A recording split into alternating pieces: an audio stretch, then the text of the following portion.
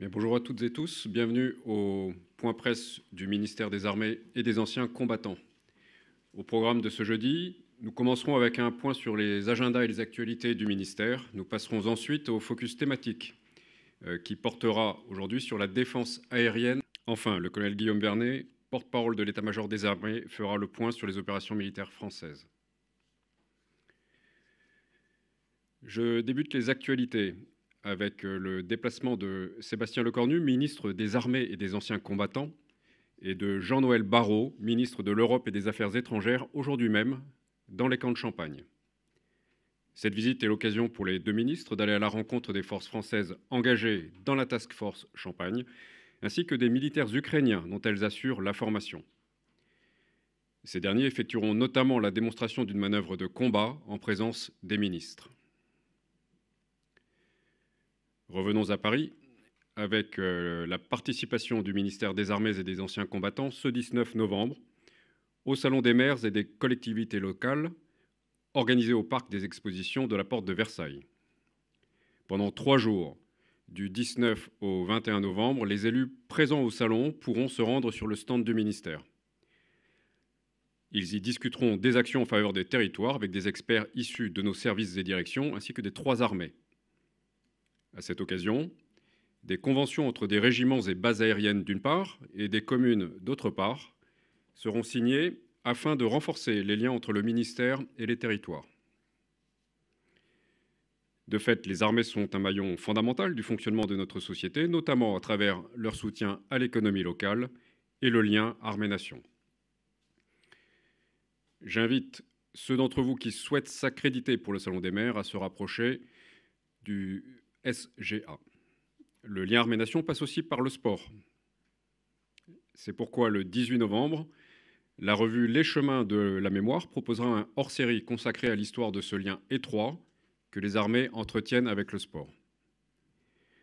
Pour clore l'année olympique, ce numéro spécial analysera notamment l'importance que l'institution militaire accorde au sport, tant pour son rôle de formation et dans l'entraînement physique du militaire, que dans le parcours de reconstruction après une blessure. Pour obtenir ce hors-série en ligne ou en version papier, vous pouvez vous abonner sur le site chemindemémoire.gouv.fr ou vous adresser à notre représentante du SGA, ici présente en salle, qui sera un plaisir de vous en réserver. Passons à présent à un événement consacré au futur de nos armées. Le jeudi 21 novembre, de 14h à 18h, l'armée de terre organise en effet à l'école militaire la présentation annuelle de ses capacités. L'occasion de découvrir, ou redécouvrir, une armée d'emploi, produisant des effets de niveau stratégique grâce à sa réactivité, sa polyvalence et la puissance de combat qu'elle développe. Le général d'armée Pierre Schill, chef d'état-major de l'armée de terre, lancera l'événement à 14h par une allocution qui sera suivie d'un micro tendu aux médias. Les visiteurs pourront ensuite assister à des présentations statiques et aux 3 conférences qui sont proposées. Celles-ci seront consacrées d'une part aux enseignements du conflit en Ukraine et à ceux des Jeux olympiques et paralympiques de Paris 2024, et d'autre part dans une démarche prospective à ce qu'on peut imaginer du champ de bataille à l'horizon 2040.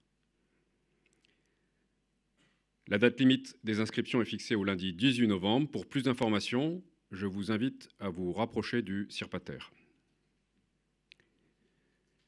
Préparer les armées à faire face aux conflits du futur, c'est également la mission de la Direction générale de l'armement. C'est dans cette optique que la DGA a commandé une vingtaine d'engins de bréchage mécanique de zones minées au bénéfice de l'armée de terre. Ces engins doteront les unités de l'arme du génie d'une capacité blindée de déminage permettant le passage des véhicules et blindés des forces terrestres. Les premières livraisons sont attendues pour le premier trimestre 2026. Cette commande est rendue possible par la force d'acquisition réactive, une procédure destinée à répondre très rapidement aux besoins des armées en simplifiant et en accélérant l'acquisition d'équipements. Protéger notre espace aérien national est par ailleurs l'objectif de 2 exercices prévus au cours des semaines à venir. Le premier mobilisera 6 hélicoptères Fennec et leurs équipages du 18 au 29 novembre. Ces hélicoptères seront déployés sur la base aérienne 126 de Solenzara, en Corse, pour participer à une campagne de tir air-air et air-sol. L'occasion aussi pour les fusiliers commandos de l'air de s'entraîner au tir embarqué, de jour comme de nuit, ainsi qu'à l'ensemble des mesures de sûreté aérienne et plus précisément aux mesures actives de sûreté aérienne dites MASA. Ces mesures s'inscrivent dans la mission globale de police du ciel et visent à faire face à tout comportement anormal d'un aéronef lent dans l'espace aérien français. Les équipages seront également formés à l'utilisation du bras articulé stabilisateur de tir Strike. Ce système permet aux tireurs d'élite embarqués d'œuvrer seuls et non à deux à la porte de l'hélicoptère. Le deuxième exercice, du 18 au 21 novembre, se tiendra sur la base aérienne 133 de Nancy-Ochet, qui accueillera l'exercice de défense solaire GBADEX pour Ground Based Air Defense Exercise. Cet exercice opposera des unités de défense solaire à des unités chasse, Rafale et Mirage, afin de les préparer à leur mission de défense aérienne. Conduit sous l'égide de la brigade aérienne d'aviation de chasse, cet entraînement permettra aux opérateurs de défense solaire de s'aguerrir aux tactiques de combat aérien. Il permettra également aux équipages chasse d'améliorer leur capacité à réagir aux menaces solaires. Voici rapidement décrites les actualités que nous souhaitions vous présenter ce matin. Avez-vous des questions en salle ou en audio ?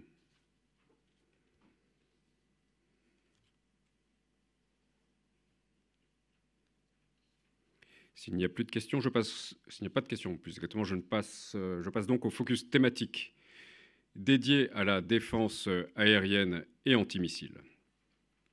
La question de la défense aérienne est plus que jamais d'actualité, alors que la menace aérienne et missiles prolifèrent sur de nombreux théâtres. Pour répondre aux besoins de nos forces, la Direction générale de l'armement développe de nombreux systèmes principalement mis en œuvre par l'armée de l'air et de l'espace, un domaine opérationnel très technique et complexe qui mérite quelques explications que l'ingénieur en chef Cabage et le lieutenant-colonel Gay se proposent de vous faire partager aujourd'hui.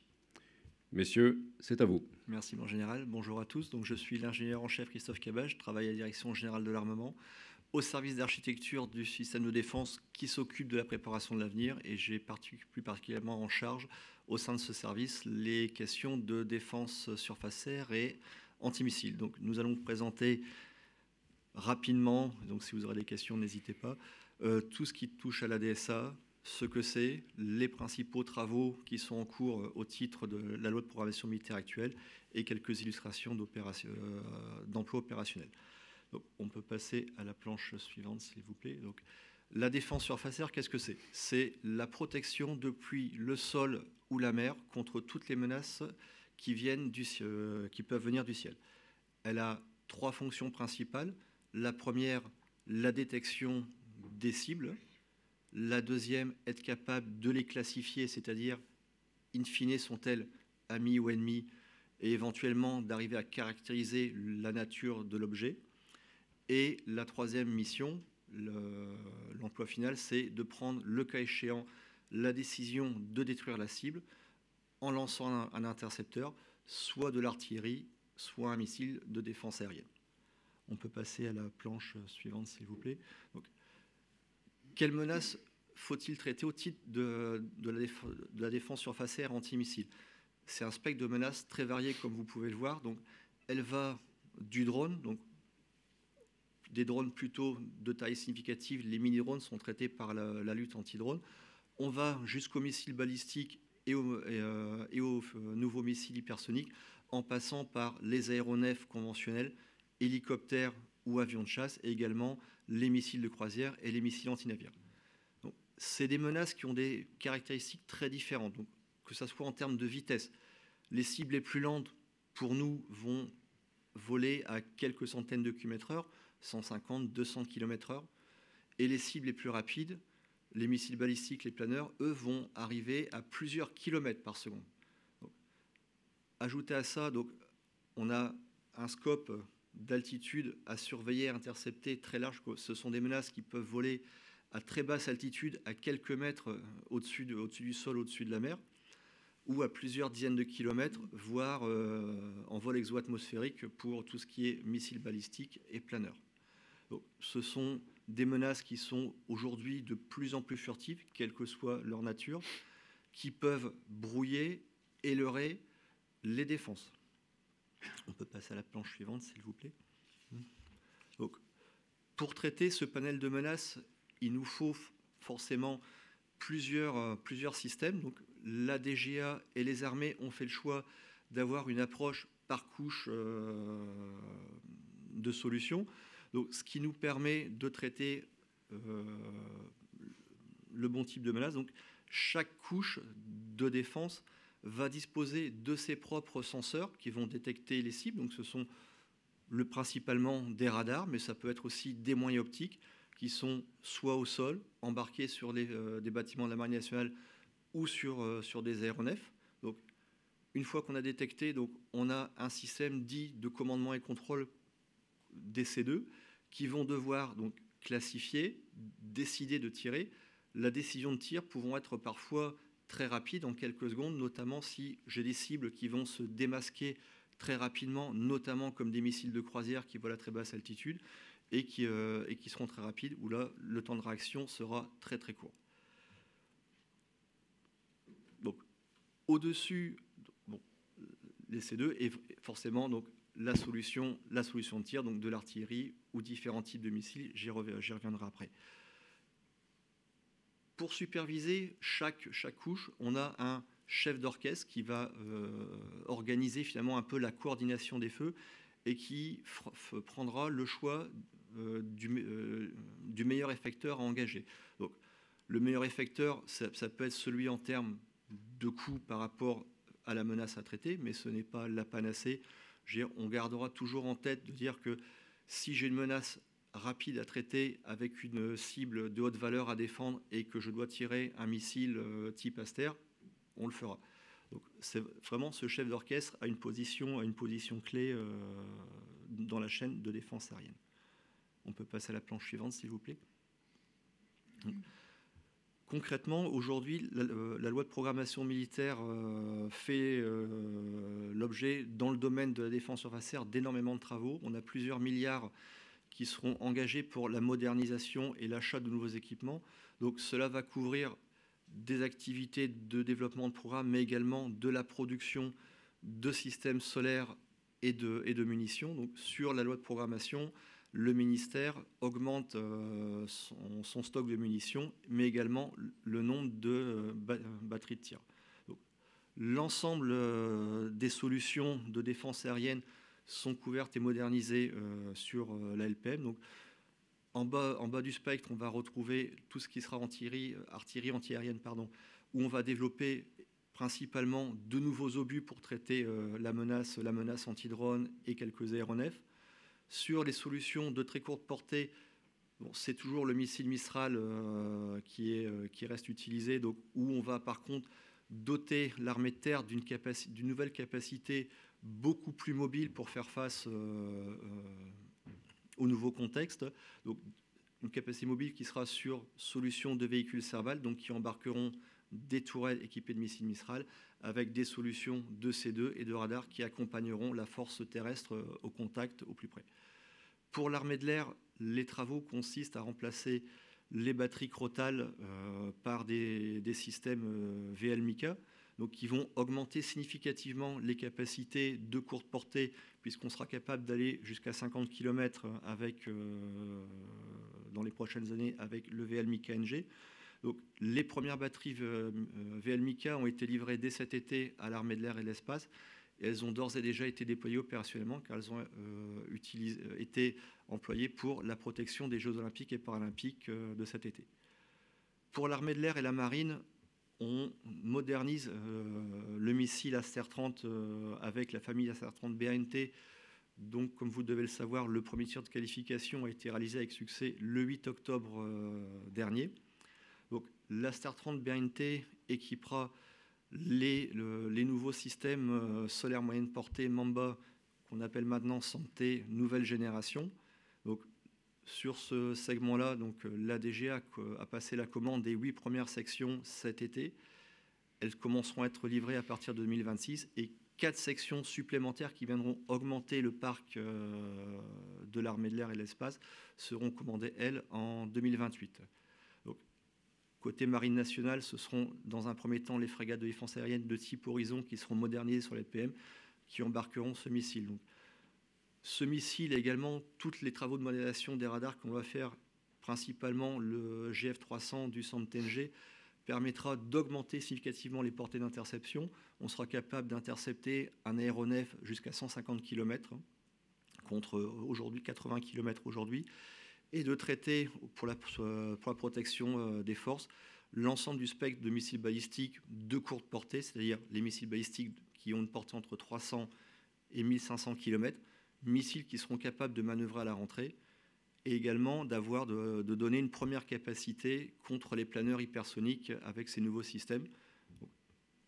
Sachant que sur les planeurs hypersoniques, en fait, nous lançons en coopération européenne des travaux d'études et de développement pour développer un intercepteur contre ce type de menace et contre les missiles balistiques de moyenne portée. Je vais laisser la parole au lieutenant-colonel Gailly.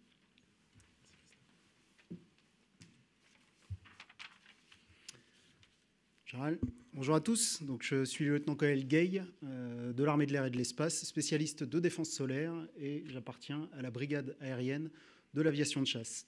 Comme cela vient de vous être présenté par l'ingénieur en chef, nous sommes effectivement en période d'augmentation des ressources dans la défense solaire, et un effort particulier est en cours dans le domaine. Il me revient désormais le rôle d'expliquer comment ces moyens de défense aérienne et antimissiles, de façon générale, sont utilisés au sein des armées. Il faut noter d'abord, et c'est important de le mentionner, que le nombre de systèmes est forcément compté.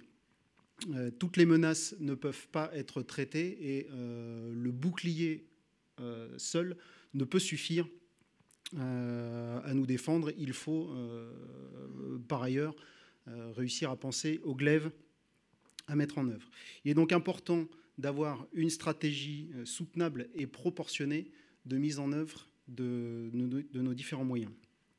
La connaissance de la situation aérienne et donc la détection étant clé dans les affaires de défense aérienne, c'est à l'armée de l'air et de l'espace, garante de la souveraineté aérienne nationale, donc c'est à l'armée de l'air et de l'espace que revient d'organiser, d'intégrer et de coordonner tous les systèmes de défense aérienne.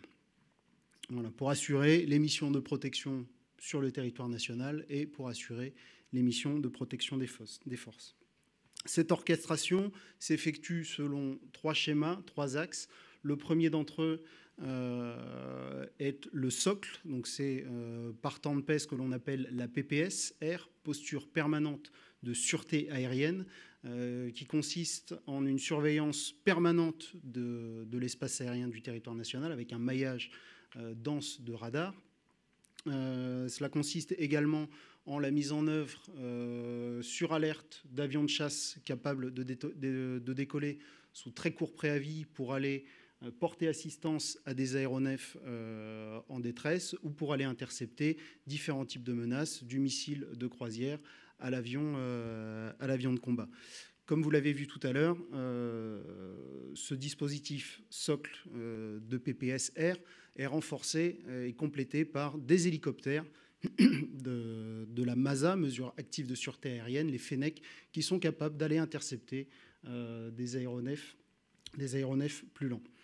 Lorsque les circonstances l'imposent ou l'exigent, dans un deuxième temps, on peut monter et renforcer la posture permanente de sûreté aérienne et monter ce que l'on appelle des dispositifs particuliers de sûreté aérienne où on va augmenter notre capacité de surveillance, notre capacité de réaction, donc améliorer le maillage radar, augmenter le nombre d'avions de chasse, éventuellement d'avions de surveillance, et on va y adjoindre des moyens de défense solaire. Traditionnellement, l'armée de l'air et de l'espace déploie par exemple à Paris les Crotales-NG qui ont été évoqués tout à l'heure. Le système d'armes moyenne portée Mamba également est traditionnellement déployé en DPSA. Pour les Jeux olympiques et paralympiques, qui sont vraiment qui a été une opération hors norme de par l'ampleur en espace et en temps de ce qu'il y avait à protéger. L'armée de terre a contribué avec son système d'armes très courte portée Mistral à la protection des Jeux, et l'armée de l'air a déployé, comme cela a été indiqué, le VLMICA pour la première fois à Marseille. Voilà. Dans d'autres circonstances, comme aux 80 ans du débarquement en Normandie, les 80 ans du D-Day, la Marine nationale a pu, afin de renforcer la surveillance et la capacité d'interception contre différents types de menaces, elle a pu déployer des frégates de défense aérienne. Ces dispositifs multicouches traitent donc missiles, avions de chasse, etc. Cette défense s'étend également aux mini-drones. Ça a été le cas pendant la Coupe du Monde de rugby, mais également, bien entendu, pendant les Jeux olympiques et paralympiques. Et la lutte anti-drone est gérée au même titre que la défense aérienne par l'armée de l'air et de l'espace, qui intègre l'étendue complète du spectre de moyens mis en œuvre à la fois par les armées, mais également par les forces de sécurité intérieure. Voilà. Donc une mission clairement interarmée et interministérielle. Troisième schéma de déploiement de nos systèmes de défense solaire en opération à l'extérieur. Toujours en recherche de dispositifs multicouches, nous sommes capables de déployer seuls ou en coalition des systèmes afin de défendre nos forces ou afin de défendre un pays tiers. L'exemple, je peux vous citer par exemple le cas du SAMPTE qui est déployé depuis 2 ans et demi maintenant en Roumanie et qui est placé sous le commandement de l'OTAN. On peut citer également l'exemple de la Marine nationale qui est déployée en mer Rouge. Voilà. Pour finir, j'aimerais préciser que les évolutions de la conflictualité nous imposent de continuer à nous mettre au diapason de la haute intensité. Voilà. Au-delà du simple développement des matériels. Il nous faut donc suivre un entraînement rigoureux face à des menaces saturantes en environnement électromagnétique contesté. C'est l'objet de l'exercice JBADEX en général que vous avez évoqué tout à l'heure, qui se déroulera la semaine prochaine à Nancy et qui simulera un théâtre d'affrontements denses mettant en œuvre une palette variée de menaces aériennes qui poseront aux différents acteurs, tantôt solaires, tantôt chasseurs, le défi de conserver ou d'acquérir la supériorité aérienne qui, on le rappelle, est décisive pour mener les opérations à bien et contrer et défaire l'adversaire. Merci, bonjour, Pascal Saint-Mamin, BFM Business. Vous n'avez pas parlé d'intelligence artificielle dans les systèmes qui permettent de détecter une attaque, d'identifier l'attaque. Est-ce qu'une intelligence artificielle ne permettrait pas de sélectionner la munition adéquate selon qu'on ait affaire à un essaim de drone, à des missiles hypersoniques, à des avions, à des hélicoptères? Est-ce que vous pourriez nous en dire plus là-dessus? Tout à fait. Donc, aujourd'hui, la DGA travaille en effet sur les nouveaux types d'algorithmes qui sont présents dans les C2 de système d'armes, mais également dans les C2 de coordination pour amener des solutions basées sur l'intelligence artificielle. Donc, on regarde plusieurs aspects. Tout ce qui sera préparation de mission, de la poursuite radar pour améliorer la prédiction.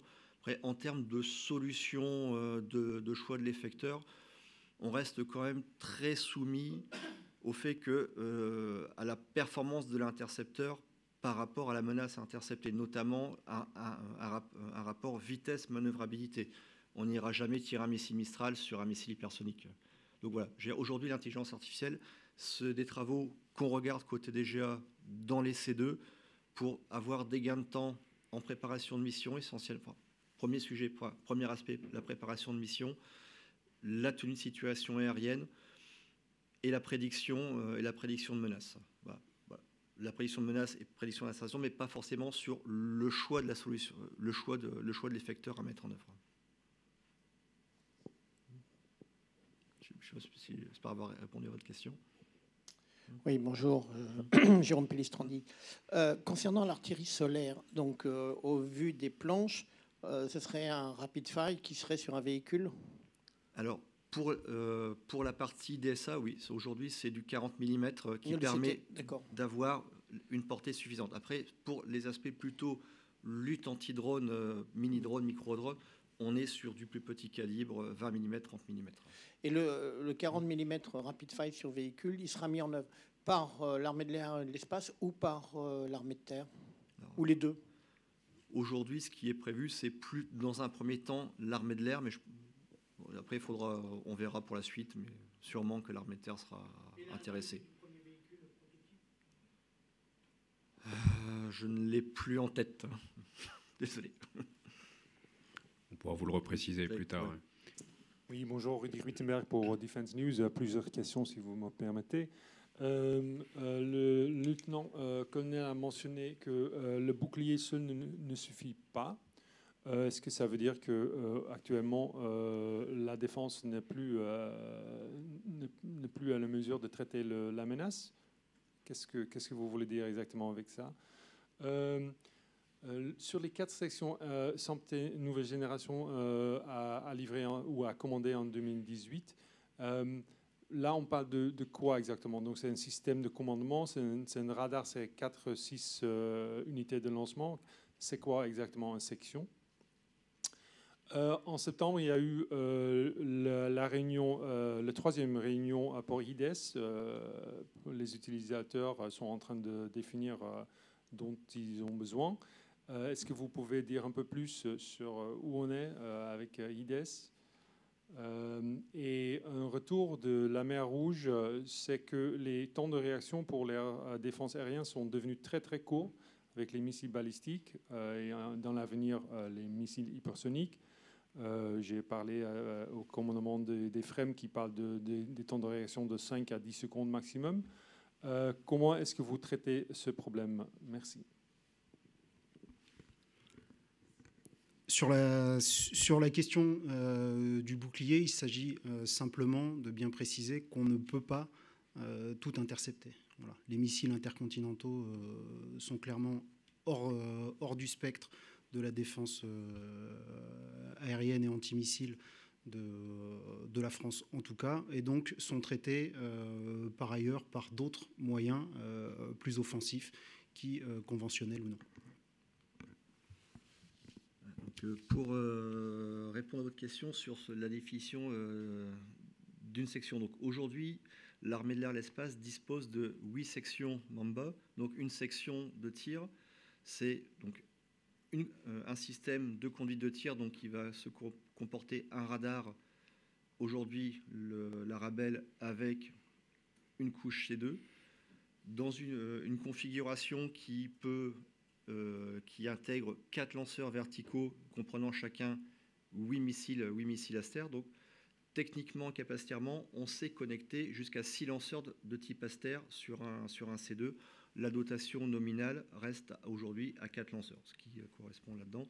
Donc aujourd'hui, l'ADG a commandé les 8 premières sections SANT-TNG qui vont se substituer aux 8 systèmes existants et recommandera donc en 2028 4 sections de tir supplémentaires, donc sur la même base, donc un C2, un radar, 4 lanceurs. Donc le C2, lui, les lanceurs, eux, sont modernisés. Mécaniquement, ça, c'est les lanceurs actuels, puisqu'il n'y a pas... Le missile Berin-T reste identique physiquement au missile Aster-30 actuel. Donc le lanceur est modernisé, mais reste physiquement le même. Le module C2, qu'on appelle module d'engagement, lui, est entièrement neuf. Et le radar, lui, on remplacera également le radar Arabelle, par l'arrivée du système Grand Fire 300 qui apportera les nouvelles capacités. Il y aura des lanceurs disponibles pour des pays comme l'Ukraine, par exemple? Non, les lanceurs sont modifiés. Donc aujourd'hui, la section santé qui a été cédée par la France et l'Italie, en fait, c'était des sections surnuméraires de la première dotation. qui, eux, restent toujours disponibles. Je n'ai pas compris la question IDES, mais... Où est-ce qu'on est avec IDES? Parce que la France, avec MBDA, est partenaire dans ce projet européen. Donc, oui. Alors, oui, IDES, pardon. Il y a IDEF pour l'Espagne, enfin l'Espagne et l'Allemagne, et IDES pour la France, l'Italie, l'Allemagne et les Pays-Bas. Pardon. Alors oui, donc les travaux d'études ont démarré. Donc le contrat a été notifié par la Commission européenne à l'Organisation conjointe de coopération en matière d'armement, l'OCAR, en mai dernier. Donc les 4 nations, et l'OCAR et MBDA avec ses partenaires, ont commencé à travailler. Donc MBDA va présenter ce jour, je ne suis pas à la réunion voilà, présenter ce jour un premier panel de concepts pour l'interception. Donc c'est un projet qui avance très bien. Donc, et vous aviez également une dernière question sur tout ce qui était temps de réaction système sur les menaces très rapides. C'est l'un des enjeux. C'est l'un des enjeux en effet des nouvelles menaces. Donc c'est d'arriver à accroître nos capacités de détection. Donc le radar GF300 va apporter plus de portée que le radar Arabelle. Au titre des projets Twister, qui sont des projets de l'Agence européenne de défense qui traitent simplement de ces sujets d'alerte avancée spatiale et d'interception anti-hypersonique. Donc, la France, avec l'Allemagne et de nombreux autres pays européens, sont partie prenante pour étudier et faire développer dans la prochaine LPM des systèmes d'alerte spatiaux avancés qui sont à même de fournir une alerte. Mais tout ça, ça ne suffira pas. Il faut, aujourd'hui, la DGA travaille sur des alerteurs très longue portée, mais tactiques, ce ne sont pas des gros radars d'infrastructure de ce qu'on peut voir là-dedans. Donc, ils seront sur des radars à très basse fréquence, mais des solutions tactiques, d'avoir finalement une approche multiniveau, donc une alerte spatiale, un passage de main vers un radar de très longue portée terrestre et une conduite de tir avec potentiellement des solutions d'engagement de launch on remote où on tirera sur l'information du satellite ou de l'alerteur pour ensuite que ce soit le radar de conduite de tir qui finisse l'engagement jusqu'à l'interception et la destruction. Oui, bonjour, Mathieu Rabéchaud de l'AFP. Vous m'entendez? Très bien. Oui, j'avais une question sur la très haute altitude au-delà des 20 km. Existe-t-il des moyens d'interception? Et si ce n'est pas le cas, des travaux sont-ils menés en ce sens? Alors, aujourd'hui, sur les capacités très haute altitude, c'est l'Aster 30 qui est capable d'aller intercepter au-delà de 20 km. Donc, certains types de cibles. Et le futur intercepteur qui est actuellement étudié, c'est ce qu'on appelle IDIS, qui lui sera fait également très haute altitude au-delà de 20 km, mais lui qui sera vraiment dédié à l'interception des planeurs hypersoniques et des missiles balistiques de moyenne portée, c'est-à-dire les missiles entre 1500 et 3500 km de portée. Très bien, merci beaucoup. Nous allons donc passer au point sur les opérations des armées françaises et je laisse la parole au colonel Guillaume Vernet. Guillaume, c'est à toi.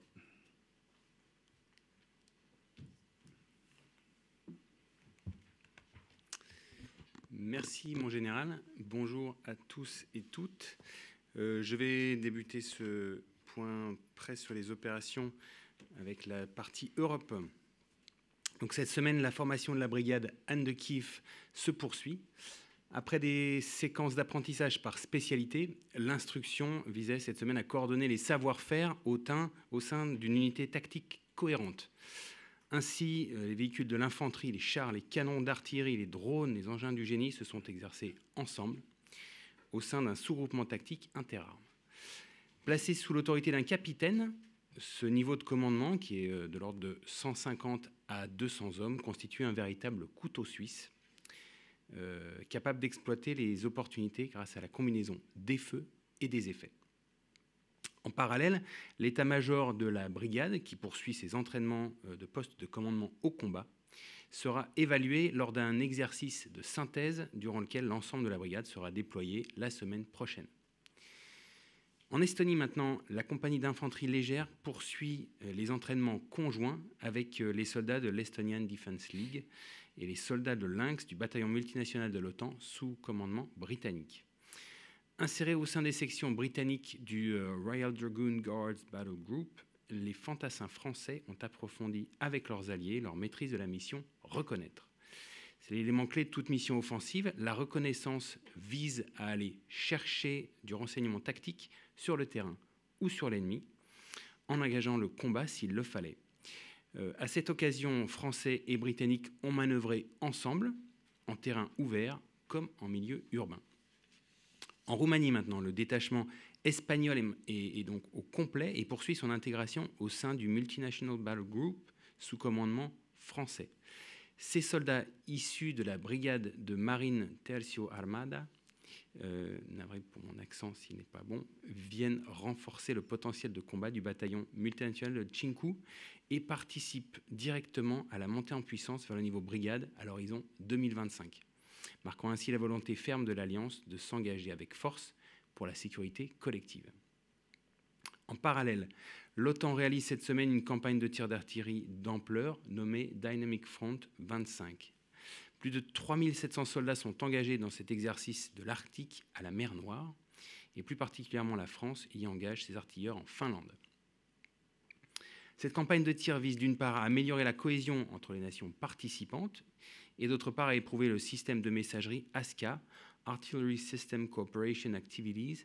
Cette messagerie permet de relier les différents moyens d'artillerie de chaque nation entre eux, permettant un haut niveau d'interopérabilité. De plus, cette semaine, les déploiements de Rafale en Croatie et en Allemagne dans le cadre d'Air Shielding ont eu lieu sous la forme du concept ACE, Agile Combat Employment, de l'OTAN. Et ceux-ci ont marqué la fin de ces engagements.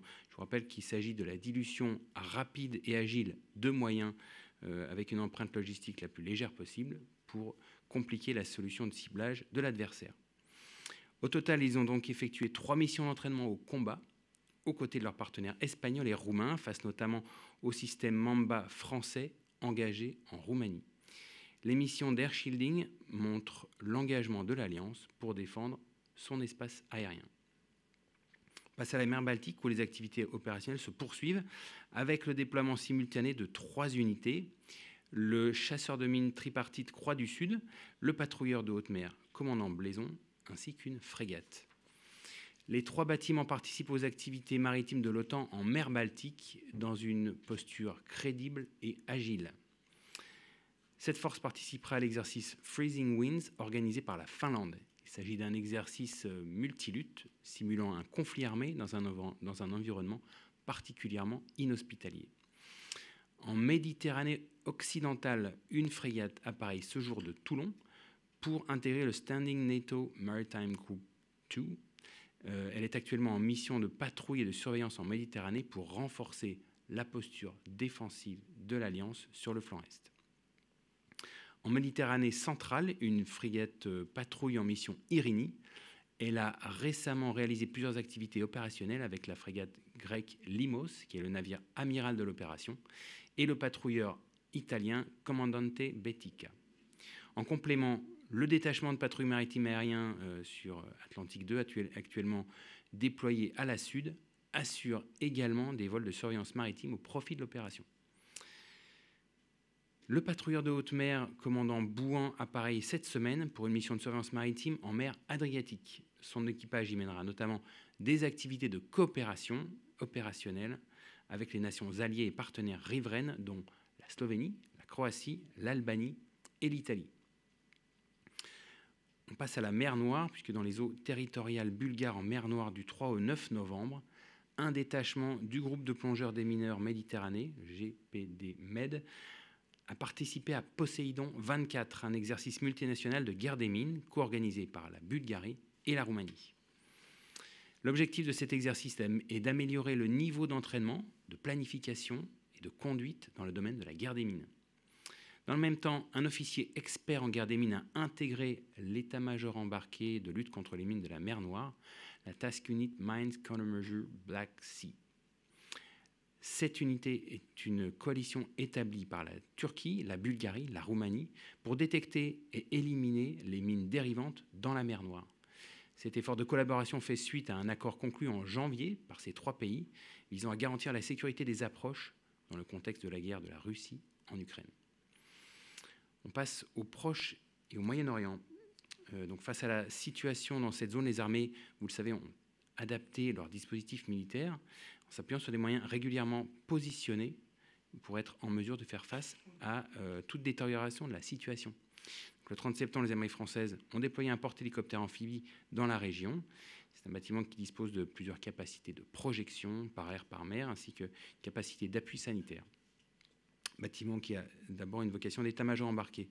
C'est un dispositif modulable et réactif.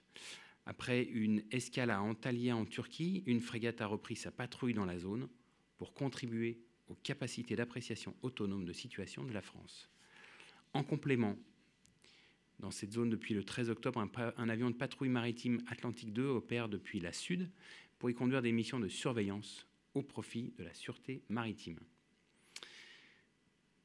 On passe aux forces françaises aux Émirats arabes unis. Donc du 21 octobre au 21 novembre, un détachement d'aviateurs des FFEAU ont participé à la mission Advanced Tactical Leadership Course, ATLC. Cet exercice multinational annuel permet de former les pilotes pour obtenir la qualification de chef de mission. Cette année, l'Arabie saoudite, le Qatar, Oman, la Turquie, le Royaume-Uni, l'Australie, l'Allemagne et les États-Unis sont présents. On passe au Sud-Liban, où le nouveau contingent français de la Force Commander Reserve de la FINUL est pleinement opérationnel depuis le 2 novembre. Par son action quotidienne, elle contribue à apprécier l'évolution du conflit dans cette zone. La FCR patrouille chaque jour dans sa zone d'action et conduit des missions de soutien aux populations, de reconnaissance et d'appui aux différents contingents de la FINUL. Elle demeure en posture d'alerte et peut intervenir sur très court préavis dans l'ensemble du Sud-Liban. Son action est aussi complétée par la surveillance de l'espace aérien. De la même manière, la FCR œuvre en coopération avec les forces armées libanaises pour préparer le retour des populations déplacées par la guerre dans le Sud-Liban. Elle effectue quotidiennement des ouvertures d'itinéraires ou des déminages pour rendre les axes de circulation praticables. Elle fournit de l'aide humanitaire aux populations civiles. Ainsi, la FCR poursuit son action dans le cadre de la mission de la FINUL, suivant la résolution 1701 des Nations Unies. On passe à la Corne de l'Afrique, où la France s'engage aux côtés de la République de Djibouti. Ainsi, du 2 au 9 novembre, les Mirage 2000-5 des FFDJ ont effectué 21 sorties aériennes. Ces vols s'inscrivent dans le cadre de la préparation opérationnelle des pilotes dans le domaine de la défense de l'espace aérien djiboutien. Dans le golfe de Guinée maintenant, après l'exercice Grand African Nemo 24, le porte-hélicoptère amphibie Dixmude a fait escale au Cameroun du 7 au 9 novembre dans le nouveau port en eau profonde de Kribi. Cette escale a été l'occasion d'échanges avec les autorités locales sur les enjeux maritimes et sécuritaires du golfe de Guinée. Par ailleurs, au Sénégal, du 28 octobre au 3 novembre, un programme d'entraînement contre IED, les engins explosifs improvisés, a été réalisé en partenariat avec les officiers élèves sénégalais de l'école d'application et de perfectionnement interarmes sur le camp de Thiès. Encadrée par des instructeurs sénégalais, cette formation a été soutenue par des spécialistes des éléments français au Sénégal, les EFS. La coopération entre le Sénégal et la France favorise un partage d'expertise dans des domaines spécifiques et techniques qui contribuent à une préparation opérationnelle efficace permettant de faire face aux défis sécuritaires communs. On passe maintenant à la zone Indo-Pacifique, donc évoluant dans le Pacifique Nord au sein de la mission Asie 24.2, la frégate de surveillance prairiale a quitté Maizuru au Japon le 12 novembre. Avant de quitter les eaux japonaises, elle a pu interagir avec le JS Sendai de la marine japonaise au cours d'une patrouille commune. Elle poursuit dorénavant sa patrouille en mer du Japon dans la mission ECC et devrait atteindre Busan en Corée du Sud le 14 novembre. Cette mission vise à lutter contre les contournements des sanctions établies sur la Corée du Nord par le Conseil de sécurité des Nations Unies. La mission Asie 24.2, conduite sous les ordres des FAPF, confirme la France dans son statut de nation souveraine et riveraine, soucieuse de la stabilité régionale en Indo-Pacifique. Par ailleurs, le F-200 Gardien des forces armées en Polynésie française, qui a terminé la semaine dernière sa contribution à la mission ECC, est rentré à Tahiti. Sur le trajet retour, le Gardien a fait escale aux Philippines, ainsi qu'à Darwin, en Australie. Ces interactions permanentes avec les partenaires de la zone favorisent les déploiements de plus longue durée lors d'escales valorisées, comme par exemple lors de la mission Pégase 24. De plus, dans l'océan Pacifique, le bâtiment de soutien et d'assistance outre-mer Bougainville a terminé son déploiement Pacific AITO 24.5. Il aura ainsi marqué la présence de la France dans l'ensemble de l'archipel de la Polynésie française à travers une mission au long cours de police des pêches et de souveraineté. Lors des différentes escales, l'équipage a pu mener de nombreux échanges avec les Français résidents du Pacifique, en accueillant des visiteurs à bord et en présentant les missions du Bougainville. On passe à la Réunion et à Mayotte, où en préparation de la saison cyclonique, les forces armées de la zone sud de l'océan Indien ont mené cette semaine un exercice de gestion de crise en coordination avec la préfecture et les différents services d'intervention. Cet exercice a permis d'éprouver les procédures en cas de catastrophe naturelle. On passe à la zone anti-Guyane. Tout d'abord, les forces armées en Guyane poursuivent l'opération renforcée de lutte contre l'orpaillage illégal, opération appelée Kapalou, dans la région de Camopi. Par ailleurs, en Guyane, suite à une période de sécheresse sans précédent, le fleuve Maroni et plus largement l'ensemble des cours d'eau sont arrivés à un niveau ne permettant plus la navigation. Dans ce contexte, les forces armées en Guyane se mobilisent activement pour mener la mission d'assistance aux populations isolées et dépendantes du fleuve. Cette mission se traduit par le transport par avion CASA ou par hélicoptère Puma de personnes, la livraison d'eau, livraison de denrées alimentaires et de biens de première nécessité. La mission d'assistance à la population témoigne ainsi de l'engagement des FAG à répondre avec réactivité aux besoins des populations françaises. On passe à la Martinique, où la formation du détachement des forces armées d'Haïti se poursuit cette semaine par des modules initiaux dédiés au combat en zone ouverte. Les forces armées aux Antilles contribuent, grâce à ce partenariat, à la sécurité et la stabilité régionale dans la zone Caraïbe. Et ceci conclut ce point sur les opérations. Je suis prêt à répondre à vos questions. Oui, merci Rudy Rittenberg pour Defense News. Je n'ai pas vu une frégate dans la mer Rouge. Est-ce que ça veut dire qu'actuellement il n'y a pas de frégate dans la mer Rouge? Et une question sur Poséidon 24. Est-ce que les forces françaises ont en fait nettoyé des mines? Est-ce que ça était resté que sur le niveau exercice? Merci. Alors, l'exercice Poséidon 24, c'est effectivement un exercice et c'est dans le but de s'entraîner. Il n'y a pas eu de mine constatée au cours de l'exercice. Pour ce qui concerne la posture en mer Rouge, nous avons une frégate déployée dans le cadre d'Aspides et donc la permanence française est bien assurée dans le cadre de cette mission. D'autres questions? Bonjour. On a vu passer une frégate russe dans la Manche vers l'océan Atlantique. Est-ce que vous avez des choses à nous dire sur ce navire et sur ce qui s'est passé et la réaction de la marine française? Donc, il y a régulièrement des passages. La mer est un espace commun et donc des frégates russes, tout comme d'autres types de frégates, passent régulièrement. Donc, on réalise ce qu'on appelle des marquages, un suivi de ces bâtiments par les forces françaises pour, d'une part, marquer notre présence et montrer qu'on les surveille. C'est des interactions qui sont extrêmement professionnelles et régulières entre la marine française et d'autres marines. Je n'ai pas plus de commentaires à faire sur ce sujet.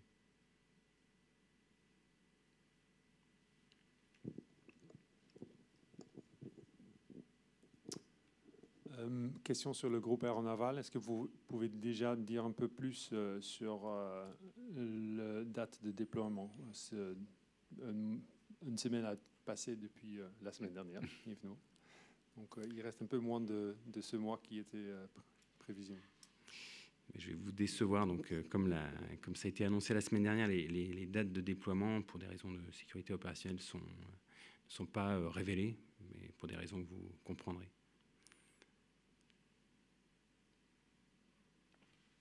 Oui, Mathieu Rabéchaud à nouveau. Colonel, vous avez mentionné le nouveau contingent français au sein d'Afinul. Donc, j'imagine qu'il y a eu relève.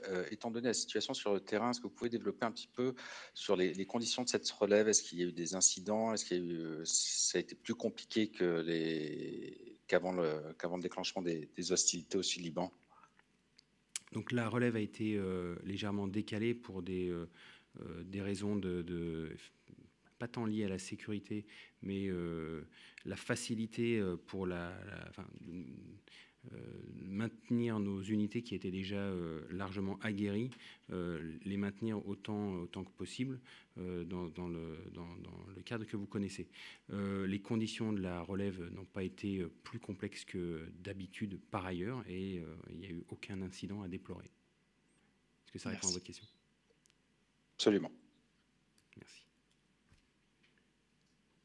Très bien, à ce moment-là, je vous remercie. Je vous donne rendez-vous la semaine prochaine pour un nouveau point presse à 11h, qui sera tenu comme aujourd'hui en 1 heure chrono bien remplie. Merci beaucoup.